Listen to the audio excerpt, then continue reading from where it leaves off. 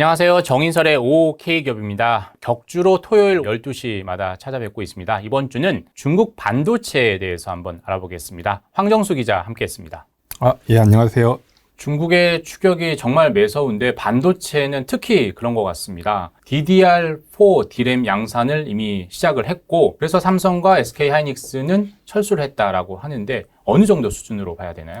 예, DDR4는 이제 2015년께부터 이제 규격이 만들어져서 이제 생산되기 시작한 D램으로 보면 되고요. 그러니까 최신은 아니죠. 근데 이 시장에 이제 중국의 이제 CXMT란 창신 메모리라고 불리는 이 D램 업체가 뛰어들어서 저가 물량 공세를 하고 있습니다. 네. 삼성이나 하이닉스 입장에서는 이제 중국 기업들이 저가 물량 공세를 하니까 돈이 안 되는 거죠. 그러니까 굳이 이제 계속 있을 필요가 없어서 최근에 이제 고객사들 대상으로 4월까지만 주문을 받겠다. 그리고 생산은 올해까지만 하겠다. 삼성은 뭐 12월까지고 하이닉스는 뭐 내년 2월까지로 알려져 있는데 그 이후로는 이제 완전히 철수를 합니다. 그러니까 LCD 시장에서 철수했듯이 이제 한국도 D램, DDR4 시장에서는 철수를 하는 거죠. 그 다음 세대가 DDR5, DDR4보다 뭐 속도도 빨라지고 저전력이고 그런 다음 세대일 텐데 이 DDR5는 언제부터 우리나라가 양산을 시작했죠? 예, DDR5는 이제 2020년입니다. 훨씬 DDR4보다 윗단계라는 건데 이것도 중국이 올 초부터 양산을 하기 시작했다고요? 맞습니다. LPDDR5는 조금 더 일찍 시작을 했고 LPDDR5는 이제 저전력 이제 특성이 있는 거고 일반 DDR5 모듈, 그러니까 DDR5 D램을 묶어가지고 곳곳에 이렇게 들어갈 수 있게 만든 제품이 있는데 이게 이제 2월에 중국 그 유통시장에 나왔습니다. 그러니까 CXMT가 만든 걸로 추정이 되고요. 그러니까 이게 미국의 이제 규제 때문에 사실 이렇게 자기네들이 만들었다고 공식적으로 얘기는 안 했는데 이 업계에서는 다 이제 CXMT의 제품이다 이렇게 보고 있습니다. DDR5까지 이제 중국이 만들어서 시장에 내놨다는 거는 의미가 있는 거죠. 그럼 기술 수준이 한국과 중국의 차가 5년 정도 된다 이렇게 봐도 되는 건가요? 맞습니다. 최소 5년이라고 봐도 될 것 같고 근데 최근에는 이제 업계나 학계에서는 이제 3년 정도까지 좁혀진 게 아니냐. 네. 네, 개발하기 시작했다면 5년으로 봐도 될 텐데 이제 만드는 수준이나 뭐 이런 것들을 보면은 뭐 크게 막 떨어지진 않는다. 예를 들어서 한국 기업들은 지금 뭐 11나노, 12나노대 D램이 최신인데 중국은 뭐 16나노로 만들고 있다. 뭐 그러면 이제 한 3년 정도 이렇게도 볼 수 있을 것 같습니다. 그동안 삼성이나 SK하이닉스가 HBM이 나오기 전에 D램으로 다 돈을 벌었는데 이런 범위형에서는 이미 중국이 다 따라왔기 때문에 당연히 삼성과 SK하이닉스의 수익성에 큰 타격을 받겠네요. 맞습니다. 지금 사실 D램 시장은 삼성, 하이닉스, 마이크론이 사실상 과점 상태 이제 3강 구도로 진행이 됐었는데 네. 이제 중국 기업들이 이제 뛰어들어가지고 저가 물량 공세를 하니까 시장에서 이제 경쟁이 심해지면 당연히 가격이 떨어지고 기업 입장에서 수익성이 낮아질 수밖에 없겠죠. 최근 이제 CXMT가 D램 시장에서 차지하는 비중이 지금 현재는 뭐 점유율로는 뭐 5% 미만으로 잡히는데 앞으로 뭐 10% 이상 될 거다 이런 얘기가 나오고 있습니다. 그러면 기술 차이는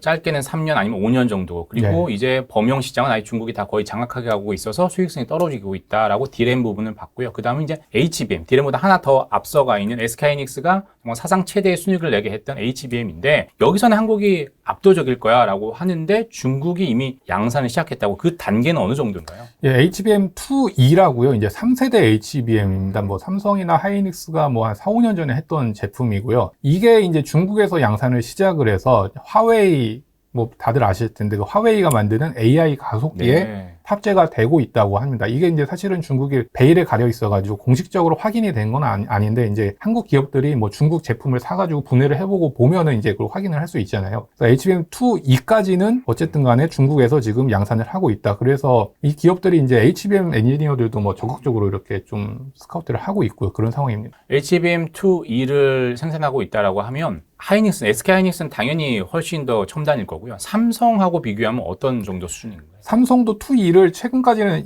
생산을 했었습니다. 그런데 네. 2E는 안 하겠다고 했고요. 이제 삼성전자가 이제 주력으로 지금 삼고 있는 거는 3E하고 3HBM3인데요. 두 세대 정도 앞서가 있는 맞습니다. 거네요. 근데 3는 뭐 여러 이제 뭐 구글이라든지 뭐 이런 구글도 AI 가속기를 만들거든요. 거기다가 이제 납품을 하고 있고 3E 같은 경우에는 투자자들 많이 관심이 있으실 텐데 뭐 AMD라든지 브로드컴이라든지 이런 데들은 뭐 조금씩 넣고 있는 걸로 알려져 있는데 삼성전자의 경우에요. 근데 엔비디아에는 아직까지는 공급을 아직까지 못 하고 있습니다. 삼성은 3와 3E를 하고 있는데 이제 두 세대 앞선 건데 3하고 3E, E가 뭐의 약자인 거죠? 예, 이제 익스텐디드라고 확장판, 네. 뭐 개선판, 뭐 네, 이런 업그레이드 버전. 맞습니다. 네. 업그레이드 버전이라고 보시면 될 것 같습니다. 근데 그 정도 한두 세대 정도는 그래서 삼성도 앞서가 있다는 거고 하이닉스는 좀 더 수율이 훨씬 좋고 더 나았다는 건데 이제 예. 마지막 삼성은 이제 엔비디아의 HBM4로 이제 승부를 걸겠다. 예. 그 다음 세대가 되는 거죠. 맞습니다. 네. 예. 그럼 현재 어느 정도 수준을 와 있나요? HBM4 같은 경우에는 이제 삼성전자나 하이닉스나 모두 이제 올 하반기부터 이제 생산하겠다고 발표를 한 상태고, 이제 생산을 해서 올 하반기에 뭐 많이 납품을 하지는 못할 것 같고, 이제 본격화되는 건 또 내년이고요. HBM4부터는 이제 파운드리 기업들이 이제 베이스 다이라고 HBM의 이제 두뇌 역할을 하는 부품을 생산을 하기 때문에 요 그림에서 보자면 요 디램 밑에 있는 여길 얘기하는 거죠. 맞습니다. 제일 밑에 깔려 있는 그 베이스 다이. 베이스 다이, 거기를 이제 생산하기 때문에 약간의 또 경쟁이 또 이제 새로운 국면으로 흐를 가능성이 있습니다. 여기는 파운드리 업체가 들어가야 된다라는 건데 SK 하이닉스는 당연히 TSMC와 할 것 같고, 삼성이 HBM4를 한다면 삼성 내부 파운드리와 합니까? TSMC와 합니까? 삼성전자는 기본적으로는 이제 자사 파운드리 사업부랑 같이 하려고 하겠죠, 당연히. 그게 이제 한 지붕 아래서 유기적으로 움직일 수 있으니까요. 그래서 삼성전자는 4나노 공정을 활용해서 베이스 다이를 만드는 그 기본적인 전략은 짜놓은 상태고요. 그런데 또 이제 HBM4부터는 고객사 맞춤형의 이제 그렇죠. 그 HBM이 많이 나오게 됩니다. 그 파운드리 기업들이 들어가는 것도 그런 그렇죠. 이유고요. 설계부터 같이 해야 되는 거죠. 그래서 이제 또 고객사들이 뭐 예를 들어서 TSMC로 좀 했으면 좋겠다. 이러면 삼성 입장에서도 고객사 얘기를 들어줘야겠죠. 그래서 작년에 대만 이제 컴퓨텍스라는 행사에서 이제 삼성하고 TSMC가 그 파운드리 HBM4 관련해서 협업을 할 수도 있다. 이런 얘기를 공식화한 적이 있습니다. 삼성 내부에서도 그런 이슈가 될 것 같고, 그럼 중국 파운드리로 보자면 당연히 창신이 할 거고, 그럼 여기 파운드리 업체는 어떤 중국 파운드리 업체가 들어가게 되는 거죠? 중신거지라고 이제 영어로 SMIC라고 불리는 그 파운드리 기업이 전체 있죠. 세계에서 몇 위 정도? 3위 정도 됩니다. 대단한 파운드리 업체죠. 거기도 그럼 상당히 수준이 올라와 있을 수가 있겠네요. 맞습니다. 한 7나노 정도까지는 이제 할 수 있는데, 뭐 지금 HBM4에 아까 말씀드린 것처럼 거론되는 그 베이스 다이가 4나노, 그다음에 SK 하이닉스는 TSMC와 손잡고 뭐 3나노나 5나노로 할 거라는 얘기가 있기 때문에 아직까지 조금 차이는 있죠. SMIC는 주력이 7나노니까요. 그래서 그래도 뭐 결국에는 이제 뭐 예를 들어서 CXMT와 SMIC가 손을 잡고 뭐 할 수도 있겠죠. 중국 하면 또 인해 전술 정말 무섭기 때문에 아무리 수출 규제를 하더라도 시간이 걸릴 뿐이지 분명히 할 수 있을 것 같다는 생각이 들고요. 맞습니다. 자, D램 HBM 받고 이제 낸드는 이미 중국이 다 따라왔다 이렇게 우리 다 알고 있는데, 양스 메모리 YMTC가 뭐 당연히 대표적인 낸드 플래시 중국 업체인데 어느 정도 수준을 봐야 됩니까? 주력 제품은 232단으로 알려져 있고요. 최근에 294단 낸드 플래시를 뭐 양산을 시작해서 이 낸드 플래시를 탑재한 저장 장치를 출시했다고 이제 매신에 나왔습니다. 뭐 이 정도면 사실 한국 기업이랑 크게 차이는 없습니다. 한국이 지금 몇 단 정도 쌓은 거죠? 지금 기업마다 조금씩 다르긴 한데요. 이게 뭐 단수가 또 높다고 무조건 뭐 좋은 건 아니지만, 삼성전자 같은 경우에는 지금 286단, 이 가장 최신이고, 또 주력은 또 230단대죠. SK 하이닉스도 뭐 그 정도 수준으로 지금 알려져 있습니다. 그러니까 이 단수만 놓고 보면은 사실상 뭐 크게 차이가 없다고 봐도 될 것 같습니다. 뭐 낸드의 단수는 크게 의미가 없다 이렇게 얘기는 하지만, 그래도 기술을 보여준 과시하는 어떤 그 숫자로 의미가 있을 것 같은데, 맞습니다. YMTC 양쯔 메모리는 오히려 삼성이나 SK하이닉스보다 오히려 더 새로운 기술을 내놨다라고 해서 한국이 따라하고 있다라고 했는데, 그 기술이 어떤 기술인가요? 뭐 엑스태킹이라고 불리는 기술입니다. 뭐 들어보셨을 것 같은데요. 어떤 의미인 거죠, 이게 엑스태킹? 그러니까 이게 보통 한 5년 전부터 사실은 그 YMTC가 이제 홈페이지에 공개를 하고 학계에서도 사실 이슈가 좀 되긴 했었습니다. 그러니까 어떤 거냐면은, 그러니까 지금 낸드를 만들 때는 이제 칩의 컨트롤을 담당을 하는 펠이라는 부분을 맨 밑에 두고, 펠이라는 걸 쉽게 얘기하면 어떤 그 두뇌 역할을 하는 거죠. 네. 아까 전에 HBM의 베이스 다이 비슷하다고 그냥 쉽게 말씀드리면 그런 역할이라고 볼 수 있을 것 같고요. 그 위에 이제 저장 공간이 셀을 뭐 몇 단을 쌓느냐에 따라서 뭐 294단 뭐 이런 식으로 지금 얘기가 나오는데, 이제 계속 너무 높게 쌓다 보면은 이제 계속 압력이 세지죠. 그러니까 펠이 손상과 그다음에 열을 또 방출을 해야 되는데 이게 쉽지 않을 수가 있습니다. 그래서 지금 중국 YMTC는 어떤 식으로 그거를 이제 돌파를 하려고 했었냐면은, 펠이 말고 셀부터 먼저 막 쌓은 다음에 다른 웨이퍼는 이제 반도체 그 다른 원판이죠. 그 다른 웨이퍼에서 이제 펠이를 그 만들어가지고 그거를 붙이는 식으로 완전히 새로운 공법인 거죠. 그러니까 그 셀 위에다가 맞습니다. 펠을 낳아서 압력이나 이런 걸 좀 더 완화시키는 역할을 하는 거네요. 그런 거를 사람으로 치면 뇌 이식을 하는 거나 마찬가지예요. 뭐 그렇게 볼 수 있을 것 같습니다. 이걸 왜 삼성과 SK하이닉스는 생각을 못 했을까요? 그 전에는 사실 필요가 없었죠. 이제 점점 단수가 높아지고 이제 기술 난이도가 올라가니까 필요했던 거고, YMTC는 이제 후발주자 입장에서 먼저 좀 새로운 거를 또 시도를 했었고, 이게 이제 기술적으로 완성이 되다 보니까 삼성전자도 이제 이 엑스태킹이라는 기술을 그대로 용어를 쓰진 않지만 BV 랜드라고 해서 그 이름을 붙여서 아마 차차 세대부터는 활용을 하기로 내부적으로는 결정을 했습니다. 사실 자존심이 상하긴 하지만 오히려 삼성과 SK하이닉스가 따라하는, 중국을 따라하는 상황이 됐다. 낸드 플래시에서는. 맞습니다. 이런 낸드 플래시의 YMTC 같은 경우는 또 비상장 회사여가지고 상당히 베일에 가려져 있습니다. 그래서 항상 미국 수출 통제나 이런 거에서 잠깐 벗어나 있는 것 같기도 한데, 지금 현재 YMTC가 어느 정도 수준인 거죠? 예, YMTC가 최근에 아직 비상장사라서 이제 근데 그래도 돈이 필요하니까 이제 외부 투자자들의 이제 돈을 좀 받기 위해서 이렇게 협의하는 과정에서 기업 가치가 공개가 됐거든요. 이게 홍콩의 유력 언론이 보도를 했는데 221억 달러로 이제 인정이 됐다고 합니다. 그러니까 기업 가치라고 하면 비상장사의 기업 가치면 상장사로 따지면 시가총액이거든요. 거의 우리로 지금 3조 정도, 30조 정도 네, 되는 맞습니다. 거네요. 꽤 그렇죠? 크게 인정을 받았던 거고 이제 또 상장을 하게 되면 더 크게 또 올라가겠죠. 그럼 이 과정에서 이제 실적이 공개가 됐는데 흔히 YMTC는 뭐 항상 엄청나게 적자 회사다 그렇게 예. 생각을 했어요. 그래서 중국 정부 돈이 다 보조금 때문에 버틴다라고 맞습니다. 했는데 2023년 같은 경우는 꽤 큰 이익을 냈어요. 맞습니다. 굉장히 놀라운 수치죠. 7,280만 달러 순이익을 냈다고 나오고 작년 같은 경우에 이제 1월부터 9월 누적으로 1,150만 달러 손실을 봤는데 작년에는 사실 거의 모든 낸드 플래시 기업들이 예, 그 낸드 플래시 사업에서 특히 낸드는 막 적자 맞습니다. 사업이니까. 예. 왜냐면 경쟁이 더 치열하고 그렇기 네. 때문에요. 네. 적자를 봤기 때문에 저거는 뭐 특별한 손실은 아니고요. 저 정도 한다는 거는 거의 글로벌 수준과 비슷하다 이렇게 봐도 될 것 같습니다. 중국의 낸드가 정말 많이 앞서가고 있다 이렇게 볼 수 있을 것 같고 이제 마지막으로 EUV인데 정말 이건 ASML만 할 수 있는 거잖아요. 예, 근데 맞습니다. 중국도 거의 지금 흉내를 내고 있다 이렇게 봐도 되나요? 그러니까 흉내를 내서 뭐 물건 만들기 시작했다라고는 보기는 어려울 것 같은데 이제 상하이 마이크로 일렉트로닉스라는 그 기업인 중국판 ASML이라고 불립니다. 이제 전 세계에서 극자외선 노광 장비, 그러니까 웨이퍼에 회로를 새길 때 빛으로 새기는데 이 빛을 정말 얇게 한 거죠. 그 얇게 할 수 있는 장비를 만들 수 있는 곳은 네덜란드의 ASML 뿐이고 이거는 이제 중국의 수출 통제가 되고 있습니다. 중국에 팔고 싶어도 미국 때문에 못 파는 상황인데 그 밑에 있는 EUV 장비까지도 팔 수 있었는데 그것도 못 팔게 지금 하고 있는 상황이죠. 예, 맞습니다. 네. DUV도 DUV. 약간 압박을 놓고 있는 상황이고, 근데 중국 입장에서는 어쨌든 자기네들의 이제 반도체 기술 수준을 높여야 하기 때문에 이 노광 장비, 극자외선 노광 장비가 꼭 필요하거든요. 그렇죠. 그래서 지금 엄청나게 인력과 그 돈을 쏟아부어서 저 SME가 만들고 있는데 아직까지 뭐 성공했다 뭐 이런 얘기는 안 나오는데 최근에 이제 세미콘 차이나라고 그 전시회에서 자기네들의 기술력을 과시했다고 합니다. 부스를 만들어서 공개를 했다고 하고요. 또 계속 베일에 가려져서 어느 순간 또 갑자기 뽕 하고 나올 수가 있을 것 같아요. 맞습니다. 갑론을박이 있습니다. 그래서 한국의 뭐 반도체 장비 업체 뭐 경영자분들께서도 뭐 갑론을박이 있죠. 저 중국이 할 수 있을 거다. 머지 않았다라고 이렇게 생각하시는 분도 계시고 또 일부 학계에서는 뭐 그래도 EUV 노광 장비까지는 쉽지 않을 거다. 근데 이건 두고 봐야 될 것 같습니다. 노광 장비 특히 EUV는 네덜란드 ASML밖에 못 하는 거죠. 네, 전 맞습니다. 세계 독점 회사고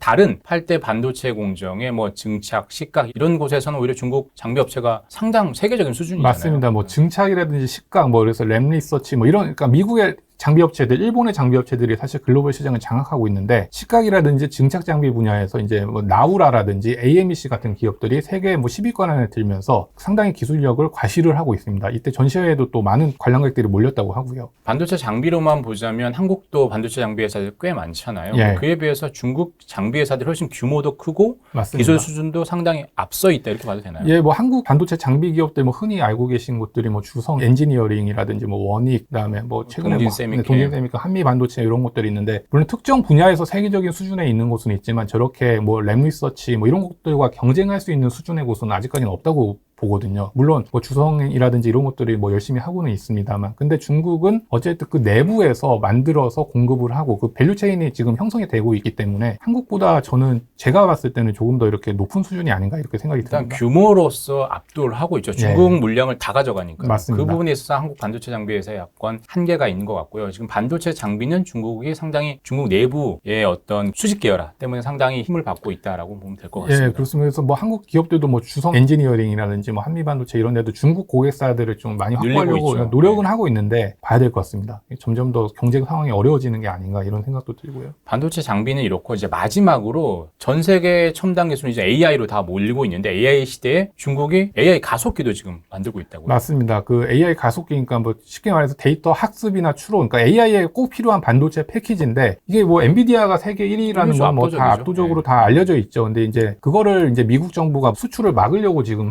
이미 막았고 이제 H20이라는 그 중국 맞춤형 그 AI 가속기도 뭐 들어갈 수도 있다 못 들어간다 지금 막 또 얘기가 나오는데 그거를 이제 대체하기 위해서 화웨이가 이제 AI 가속기를 지금 개발을 하고 양산을 하고 있습니다. 그래서 어센드 910 시리즈인데요. 뭐 A 시리즈는 이미 나왔었고 딥시크를 이제 학습시키는데 뭐 들어갈 수 투입이 있다. 됐다 이렇게 나왔었고 그러면 예. 당연히 엔비디아가 압도적인데 엔비디아의 중요한 건 너무 고가고 맞습니다. 그래서 AMD고 그다음에 나왔던 게 이제 뭐 다른 브로드컴, 이런 뭐 것들이 마벨 있는데 이런 것들은 약간 맞춤형이죠. 이제. 그런 데에 비해서 하웨이 수준을 어느 정도로 받을 수 있나요?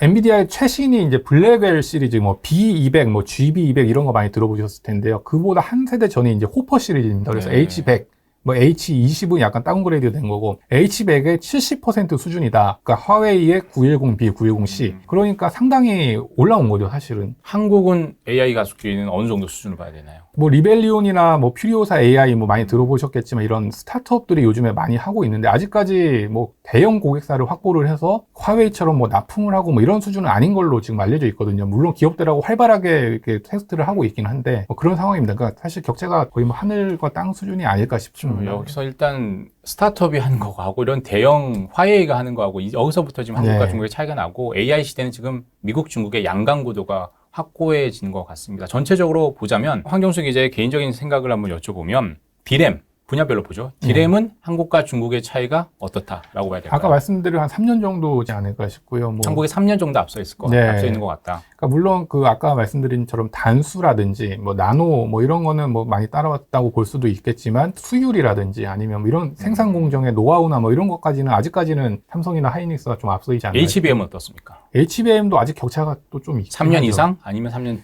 내? 그러니까 HBM3를 이제 지금 시작을 이제, 했으니까 중국 중국이. 기업들이 이제 개발하기 시작했다 그래서 장비를 사고 있다고 하니까요. 그것도 짧게 보면 뭐 한 3년 정도지 않을까요? 3년에서 4년 이렇게지 않을까요? 렌즈는 오히려 3년 우리가 뒤졌다? 이렇게 봐도 됩니까? 뭐 기술 수준만 놓고 보면 거의 동등한 수준 아니면 동등한 그다음에 수준이다. 아까 말씀드린 그 엑스테킹이라는 엑스테킹. 기술은 분명히 그 YMTC가 앞서 있는 걸로 보이고요. 상당히 자존심 상하는 맞습니다. 부분이죠. 예. 그럼 마지막으로 반도체 장비 네. 보면 어떻습니까? 장비는 아까 말씀드린 것처럼 중국이 더 잘하고 있는 것 같습니다. 그다음에 팹리스라고 설계 분야도는 옛날부터 원래부터 중국이 원래부터 잘했죠. 중국이 잘했었죠. 전체적으로 그게 이제 기술이 집약된 게 AI인데 네. AI 가속기면 보자면 엔비디아를 넘어설 수 있다? 이렇게 볼 수 있나요? 화웨이 AI 가속기가. 물론 뭐 당장은 쉽지는 않겠죠. 근데 중국의 지금 최근의 모습을 보면은 미국이 강하게 규제를 해도 뭐 어쨌든 간에 꾸역꾸역 해내고 있거든요. 뭐라도. 그런 측면에서 봤을 때 이제 미국에 계속 또 좀 규제를 하겠죠. 그럼에도 불구하고 내재화에 성공하지 않을까. 완벽한 내재화까지는 힘들더라도 뭐 그렇게 생각이 듭니다. 중국의 반도체 자립이 그래도 어느 시간의 문제진 가능할 수도 있다는 거고 누를수록 강해지는 중국 반도체에 대해서 오늘 한번 알아봤습니다. 지금까지 황정수 기자와 함께했습니다. 감사합니다.